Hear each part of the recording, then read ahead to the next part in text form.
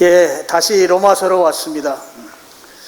로마서 10장 마지막 부분, 21절 마지막 부분은 하나님께서 손을 벌려서 포기하지 않고 기다리시는 하나님이시다 하는 것으로 10장을 마무리 지었습니다.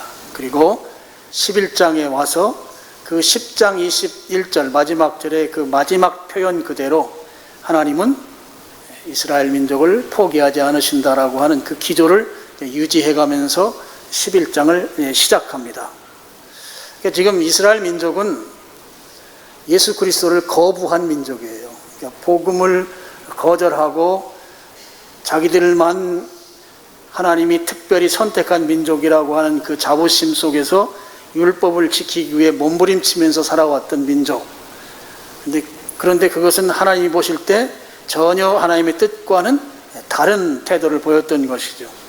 그래서 그런 이스라엘 민족이지만 하나님께서 버리겠느냐 하는 거예요.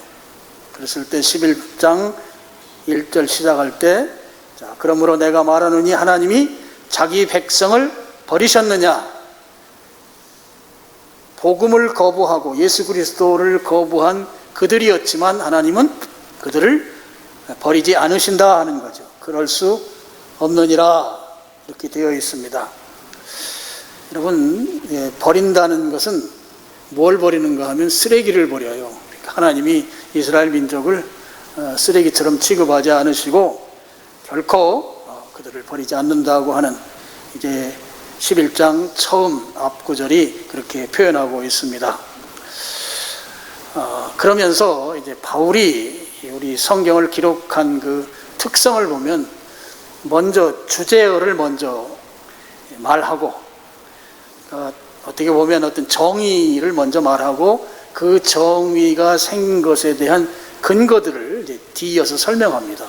그러니까 하나님께서 이스라엘 민족을 결코 버리지 않았다, 포기하지 않았다 라는 말을 하고 이 말에 대한 증거들을 이제 쭉 설명하거든요. 이게 바울이 성경을 기록하는 이제 그 바울의 특별한 레토릭이라고 볼 수 있습니다. 그러면서 10절까지를 쭉 보면 그 이스라엘 민족을 버리지 않은 이유를 그 세 가지를 이제 근거로 이야기하거든요. 그래서 저는 세 가지를 이제 한 주씩 나눠서 좀 설명을 드리려고 합니다. 그래서 오늘은 첫 번째 증거입니다. 자, 1장 하반절인데요. 나도 이스라엘인이요 아브라함의 씨에서 난 자요 베냐민 지파라 그랬습니다. 그러니까 지금 이스라엘 민족을 버리지 않았다고 하는 것, 이스라엘 민족을 포기하지 않았다고 하는 그 증거로 첫 번째 내세우는 것이 무엇인가 하면 바울 자신을 하나님이 버리지 않았다는 것을 증거로 이야기합니다. 나는 어떤 사람이냐 하면서 여기 이야기하기를 이스라엘인이요 그리고 아브라함의 씨에서 난 자요 베냐민 지파다. 이 세 표현이 사실은 같은 의미죠. 이스라엘 사람이고 아브라함의 씨니까 아브라함의 후손이라는 말이고 베냐민 지파라는 말은 바로 이스라엘 야곱의 12아들 가운데 마지막 막내 아들 그 지파 사람이니까 바울의 그 순수 혈통, 바울의 몸속에는 유대인의 정통 유대인의 피가 흐르는 거죠. 자기는 바로 그런 사람이다. 그런 자기를 하나님이 버리지 않은 것을 볼 때 우리 민족도 동일하게 유대인의 피가 흐르는 우리 민족도 하나님은 결코 버리지 아니하신다, 포기하지 아니하신다. 그런 증거로 자기 자신을 지금 여기에 내세우고 있다고 하는 것입니다.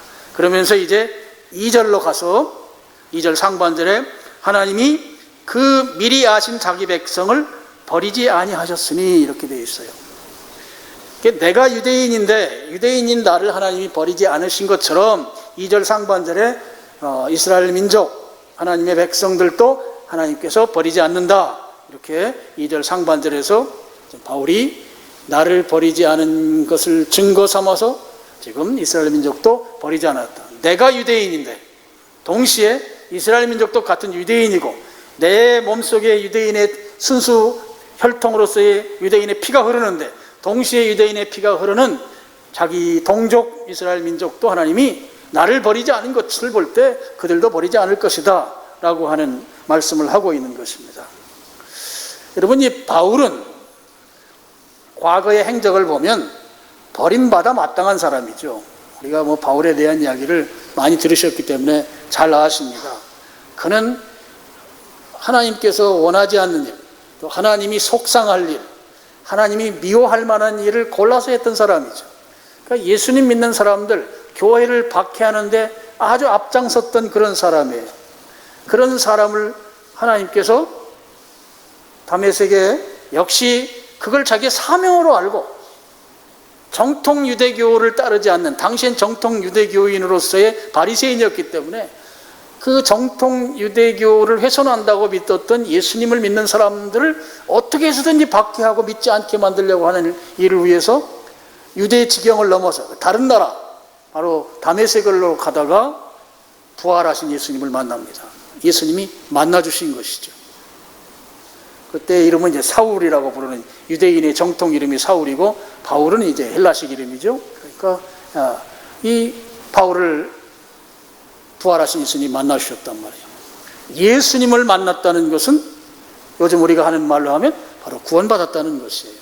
바울이 그렇게 예수님 믿는 사람들을 박해하고 막 그 몹쓸 짓을 골라 했어서 그야말로 하나님께서 도무지 그를 구원해 주시고 그로 하여금 하나님 만나주실 만한 그런 아무런 근거도 없고 오히려 만나주는 것보다 그는 그야말로 회초리를 들고 징계를 해야 마땅한 그런 사람이었는데도 불구하고 하나님이 그를 만나주셨습니다. 바울이 그러는 거죠. 나 같은 사람도 만났는데, 그래서 내가 구원받았는데 우리 민족을 하나님께서 버리시겠는고? 그럴 수 없다 하는 거예요. 그래서 첫 번째 증거가, 바울이 말하는 첫 번째 증거가 바로 내가 내 과거 이력을 보면, 내 과거 행적을 보면 하나님이 발로 걷어 차도 시원찮은 그런 존재이건만, 그럼에도 불구하고 부활하신 예수님이 나를 만나서 나를 구원해 주셨다.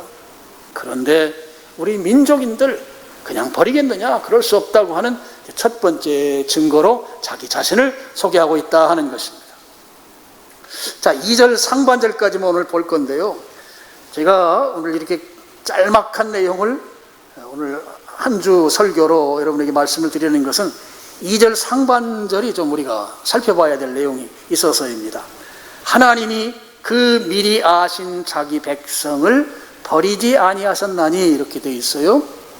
자, 여기에 여러분 그 미리 아신이라고 한 그 표현을 마음속으로 한번 가로를 쳐보시고 제가 읽겠습니다. 하나님이, 가로를 쳐서 건너뛰는 거예요. 하나님이 자기 백성을 버리지 아니하셨다.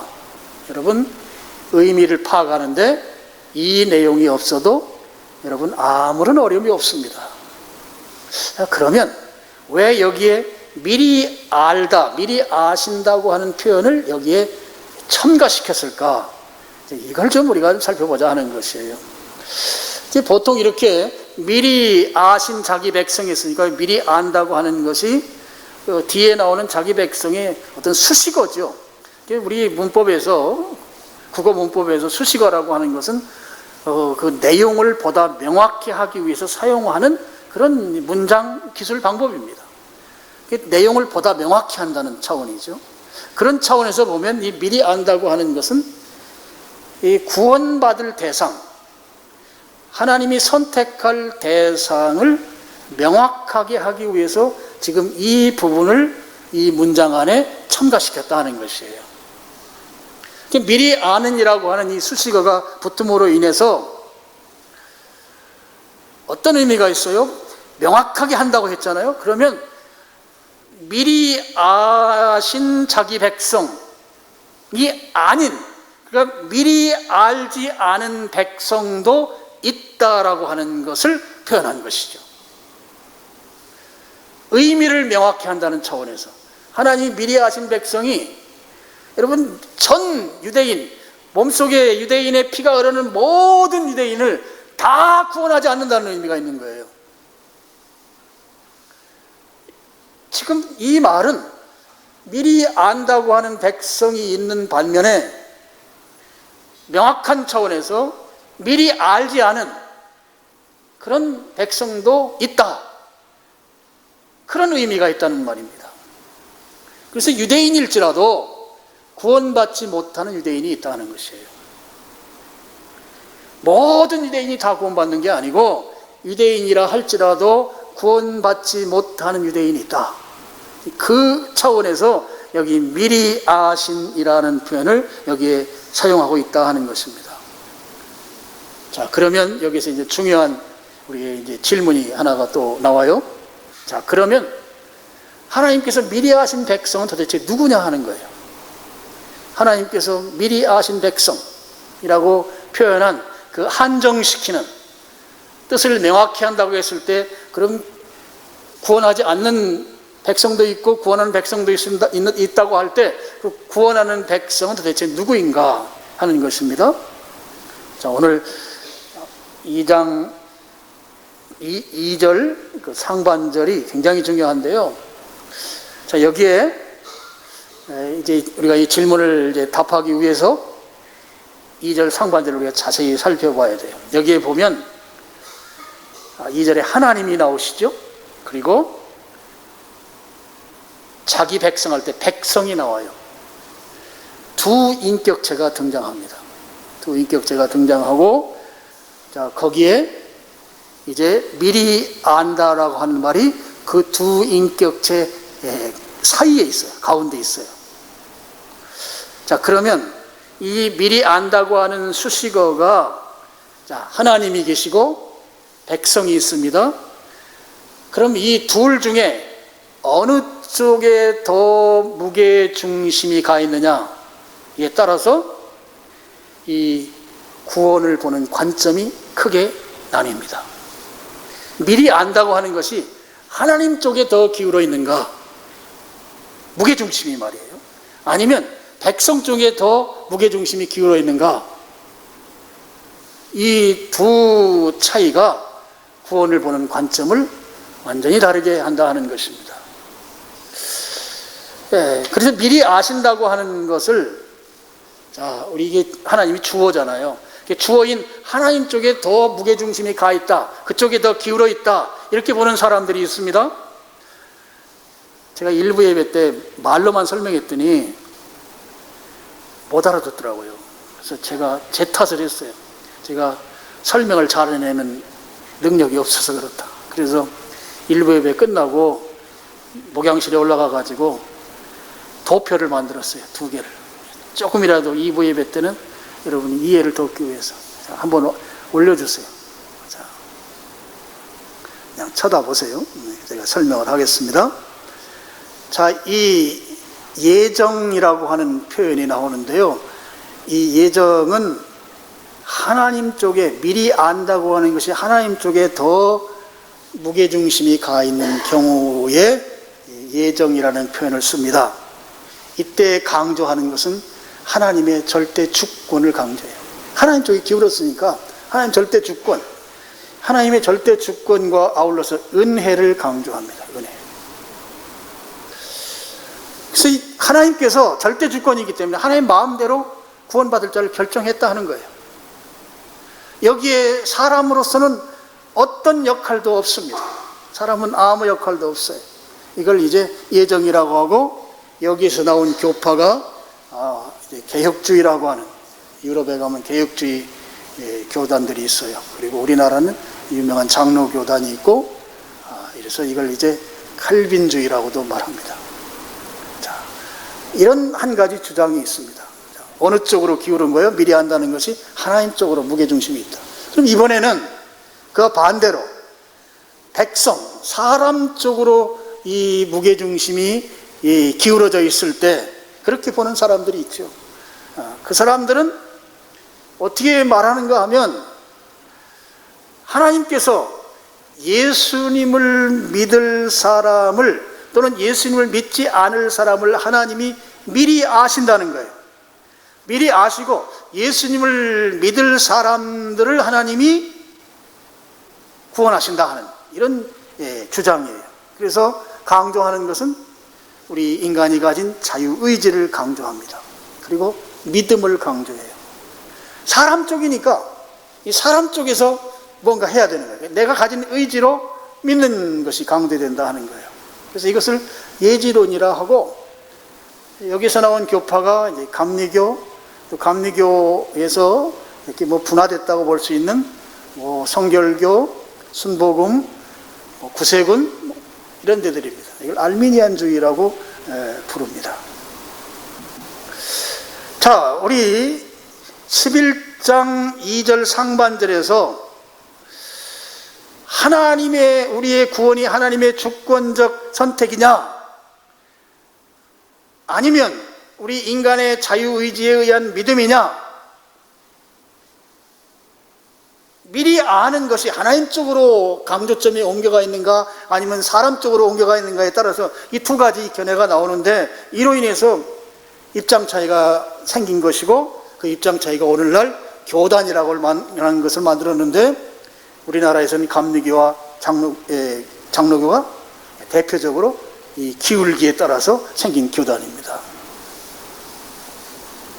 근데 이 두 가지 주장이 어느 날 갑자기 생긴 것이 아니고, 16세기에 이제 독일과 뭐 스위스, 프랑스 쪽에서 교회 개혁 운동이 일어나잖아요. 그 이후로부터 오늘날까지 이 두 견해는 서로 의견 일치를 보지 못하고, 한때는 막 이단으로 정죄하기도 하고 그랬어요. 그러면서 그렇게 서로 좋지 않게 편하게 여기지 못하고 지금까지 오고 있습니다. 장로교 쪽에 있는 사람들은 이렇게 말합니다. 자, 우리는 구원받기 전, 예수님 믿기 전엔 영혼이 죽은 자잖아요. 죽은 영혼이, 죽은 죄인이 어떻게 죽었으면 아무것도 할 수 없는데 어떻게 스스로 믿을 수가 있느냐. 그것은 동의할 수 없다. 그래서 이 예지론에 대해서 동의하지 않습니다. 우리 찰스 스펄전이라는 분이 침례교 목사인데, 이분이 아주 설교의 황태자라고 하는, 역사적으로 가장 설교를 잘했다고 그래요. 근데 이분이 이 예정론 지지자예요. 이분이 이런 얘기를 했어요. 죽은 사람이 스스로의 능력으로 자기 무덤을 뚫고 살아난다고 하면, 그걸 내가 눈으로 볼 수 있다고 하면, 사람들이 자기가 가진 자유의지로 예수님 믿는 것, 그거 내가 동의하겠다. 불가능하다는 거죠. 이게 이제 예정론을 주장하는 사람들의 입장입니다. 자, 그러면 감리교나 성결교 쪽에서는 뭐라고 하겠습니까? 자, 하나님께서 구원받는 자를 이미 다 결정해버렸으면, 그럼 구원이라고 하는 거가 우리들 입장에서 보면 소위 이른바 복불복이냐 말이에요.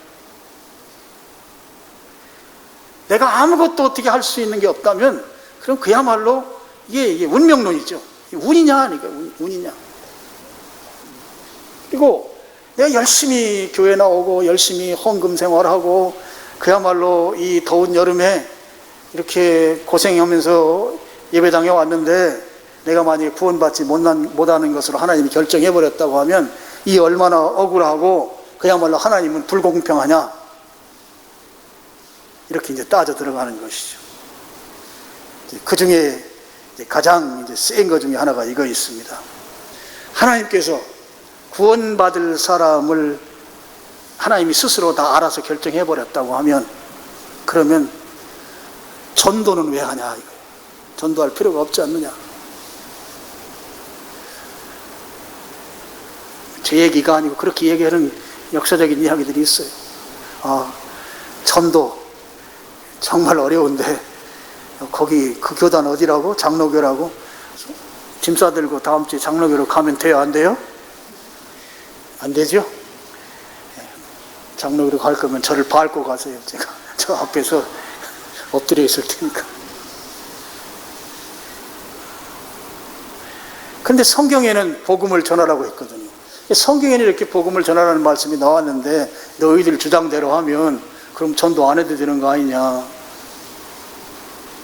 이게 이제 예지론자들의 반론인 것이죠. 근데 성경에 보면 이 두 가지의 이 대립적인 견해를 그야말로 정말 하나님만이 하실 수 있는 지혜로 조화롭게 이 부분을 설명해내고 있는 게 있어요. 그래서 우리는 이 조화롭게 설명하는 쪽을 지지합니다. 자, 에베소서를 먼저 한번 보시죠. 에베소서 1장 4절과 5절입니다. 4절 제가 읽으면서 설명하겠습니다. 곧 창세 전에 그리스도 안에서 우리를 택하사 우리로 사랑 안에서 그 앞에 거룩하고 흠이 없게 하시려고 5절 그 기쁘신 뜻대로 우리를 예정이라는 말이 나오죠. 예정하사 예수 그리스도로 말미암아 자기의 아들들, 여기 아들들은 양자라는 말이에요. 이 되게 하셨다. 여러분이 구원받는데 정말 빼놓을 수 없는 한 가지 요소가 있어요. 그게 바로 예수 그리스도입니다. 예정론이나 예지론을 보면 예수 그리스도가 설명이 되지 않아요. 그래서 우리가 지지하지 않지만 20세기의 대신학자인, 우리 지지하지 않아요. 이 사람이 좀 이상한 얘기를 많이 했기 때문에, 칼 바르트라는 인물이 있어요. 이분이 이걸 굉장히 주장해요. 그래서 내가 이분에게 혹해가지고 이분 책을 보다 보니까 이거 엉뚱한 얘기를 많이 했더라고요. 그래서 칼 바르트를 제가 동의하지 않지만 이분도 이 예수 그리스도를 구원론에서 핵심 요소로 주장하더라고요. 칼 바르트 제가 동의하지 않아요. 다 설명할 수 없어요. 예수님을 그냥 후대에 하나님으로 여기지 않는 그런 표현들도 하고 이래서 동의를 하지 않습니다. 근데 어쨌든 구원받는 데 있어서 결정적인 분이 누군가? 예수 그리스도라는 거죠. 에베소서에 나온 그대로입니다. 제가 창세전은 저는 이게 은유법이라고 제가 말씀을 드렸어요. 아주 인간이 카운트하기 전, 아주 오래전, 그때 그리스도 안에서 우리를 택했다는 거예요. 그리스도 안에서 우리를 택했다는 것입니다. 5절도 마찬가지죠. 우리를 예정했는데 예수 그리스도로 말미암아 하나님의 아들들이 되게 하셨다. 예수 그리스도로 말미암는다는 말은 영어로 through죠. 통해서, 예수 그리스도를 통해서 하나님의 아들과 딸이 되게 하셨다 하는 것입니다. 그러니까 예수 그리스도가 등장하면 예정론이나 예지론이 갖고 있는 좀 사나운 마음이 많이 누그러들 수 있겠죠. 자, 이 부분을 그야말로 이렇게 두 견해를 아주 정말 은혜롭게 조화시킨 성경 구절이 에베소서 2장 8절, 여러분이 잘 아는 구절이에요. 에베소서 2장 8절은 우리 같이 한번 읽겠습니다. 시작.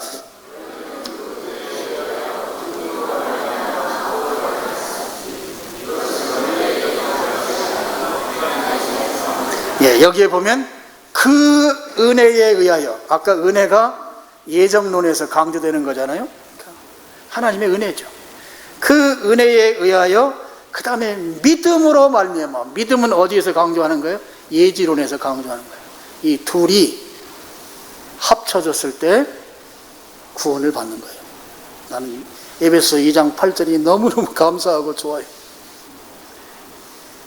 어느 한쪽으로 치우치지 않고 하나님의 은혜에 의해서 믿음으로 말미암아, 예수 그리스도를 믿음으로 말미암아 구원을 받는다.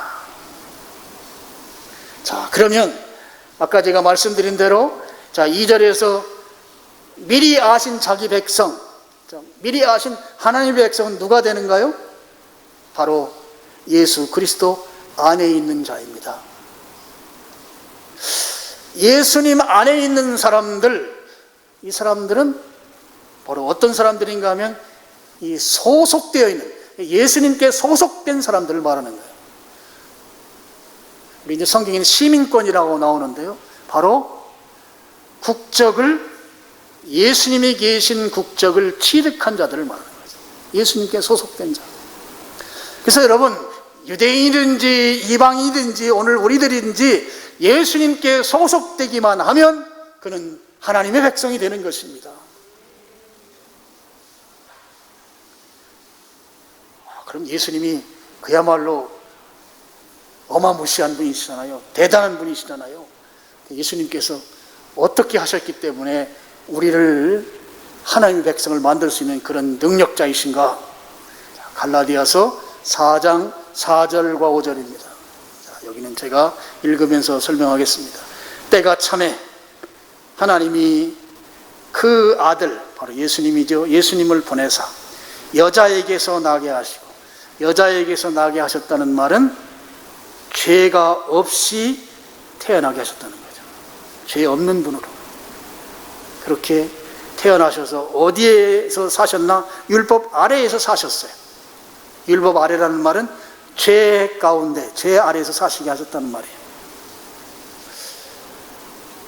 때가 찬다는 말, 하나님의 시계죠. 하나님의 시계는 정각에 울립니다. 하나님이 정한 시간은 최고 최선의 시간이에요. 그때 하나님께서 예수님을 보내셨는데 죄 없는 몸으로 죄 있는 세상에 보내셨다는 거예요. 그렇게 보낸 이유가 뭐냐? 5절 다 같이 읽습니다. 시작. 율법 아래에 있는 자들을 속량하시고 우리로 아들의 명분을 얻게 하려 하십니다. 아들의 명분 고민할 필요 없습니다. 이건 양자권을 말합니다. 양자 되는 거. 여기에 이제 중요한 단어가 속량이에요. 속량. 잘 안 쓰는 말이죠. 어려운 말입니다. 자, 속량이란 말이 무슨 말인가 하면, 여러분 인터넷에서 아고라라는 말 들어보셨죠? 헬라 말 중에 아고라. 아고라 아시죠? 아고라.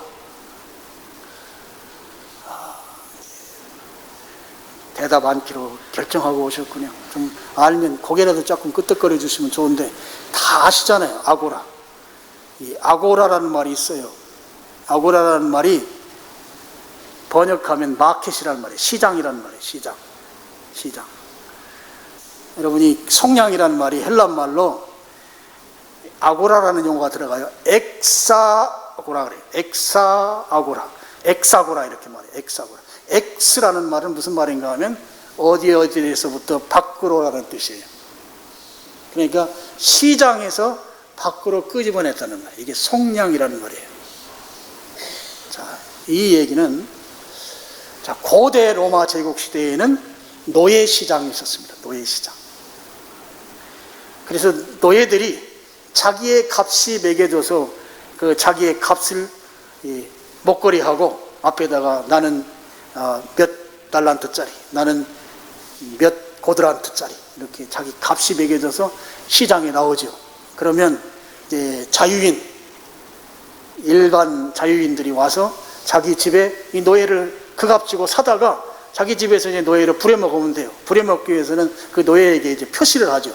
내 거라고. 그래서 이마에다가 표시를 하든지 아니면 손등에 표시를 해요. 우리 화인 맞는다고 하잖아요. 불도장을 찍어서 표시를 해서 자기 집의 노예로 삼아요. 이게 이제 고대 로마 제국의 노예 시장에서 있었던 일입니다. 지금 속량이라는 이 표현은, 자, 내가 노예 시장에 나왔어요. 목에다가 내 값을 걸고 지금 노예 시장에 나왔어요. 근데 내 값은 뭐라고 써 있는가 하면 여기에 사망이라고 써 있어요. 사망. 나는 사망이라는 값을 치러야만 내가 이 노예 시장에서 나를 살 수가 있는 거예요. 그럼 이 사망을 해야 되는데, 사망이라는 값을 치러야 되는데 그 값을 누가 치렀는가? 예수님이 치르신 거예요. 예수님께서 사망의 값을 치르고 나를 사망하지 않게 빼내주셨다는 거예요. 이게 속량입니다. 속량. 우리 성경에 뭐 구속, 대속 뭐 이런 표현들이 다 같은 의미이죠. 우리가 율법 또는 죄 아래에 매여 있으면서 그 결과로 사망할 수밖에 없는 그 값이 매겨진 존재인데, 우리를 대신해서 사망이라고 하는 값을 예수님이 치러주셔서 우리는 자유인이 된 것입니다. 이것을 속량이라고 말한다 하는 거예요. 말복이 얼마 안 남았기 때문에 조금 애견인들에게는 대단히 죄송합니다만 좀 거친 예화를 하나 들겠습니다. 성남에 가면 모란시장이라고 있어요. 금시초문인 것처럼 쳐다보지 마시고, 지금도 있긴 있는데 옛날에가 더 훨씬 더 컸어요. 모란시장에 가면 식용개를 판매하는 시장이 따로 있습니다.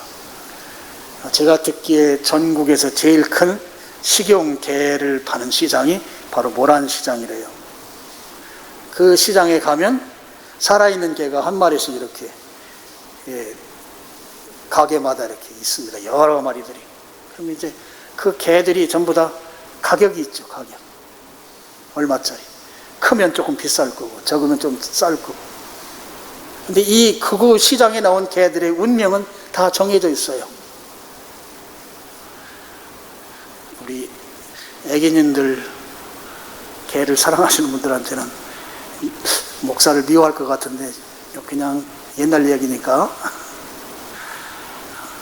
근데 그 운명이 뭐예요? 운명이 말복에 여러분 좋아하시는 거, 그것도 이제 금년이 아마 마지막이라더라고요.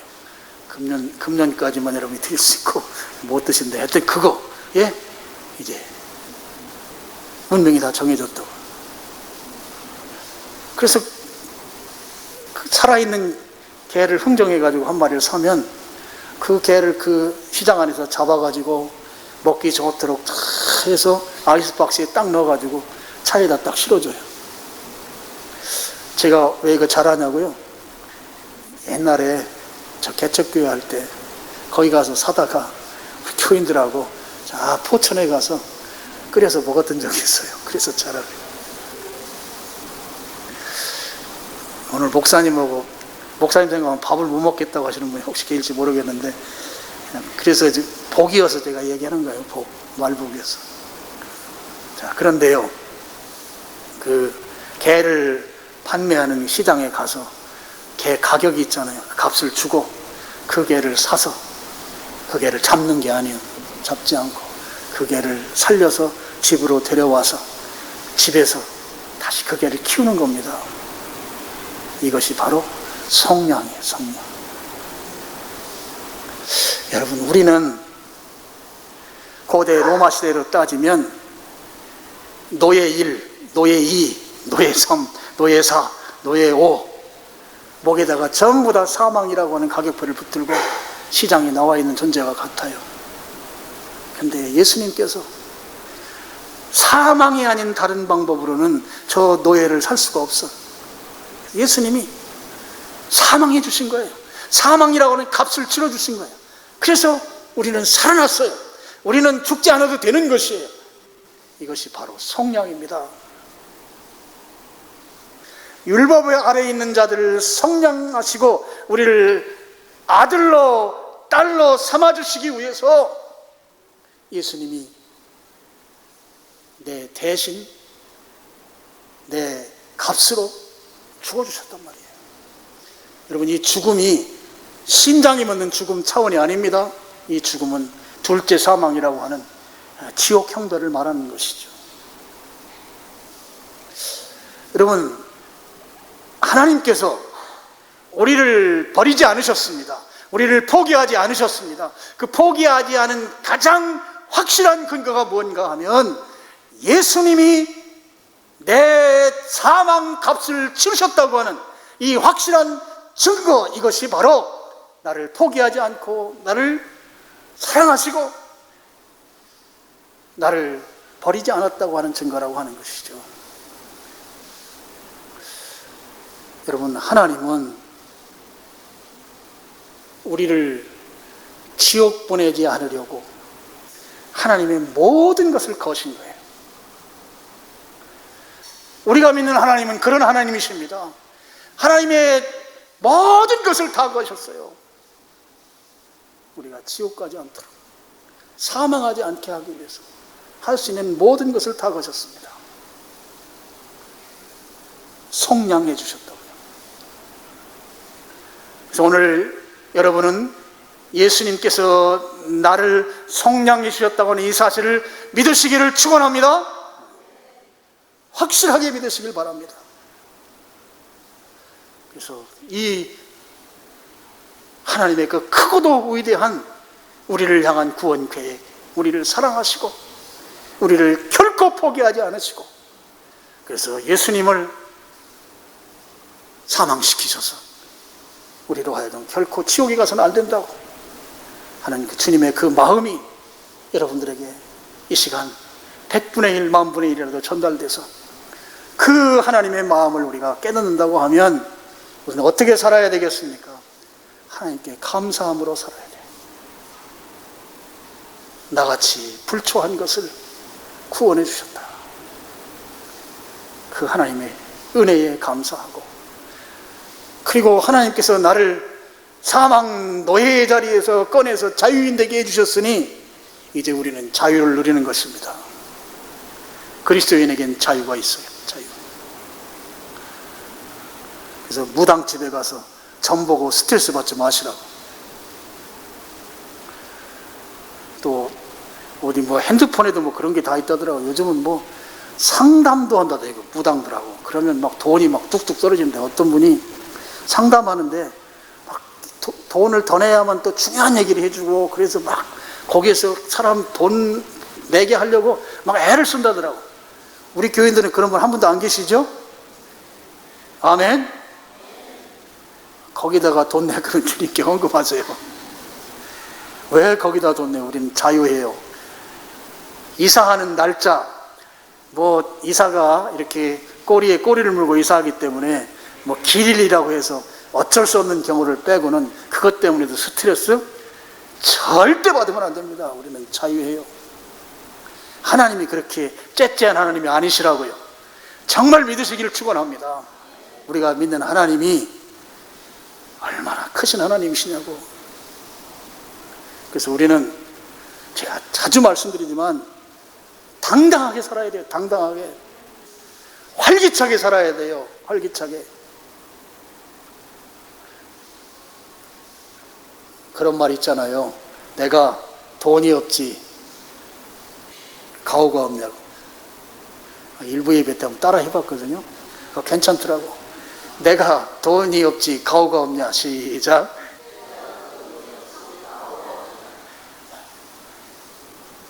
우리는 당당한 사람들이에요.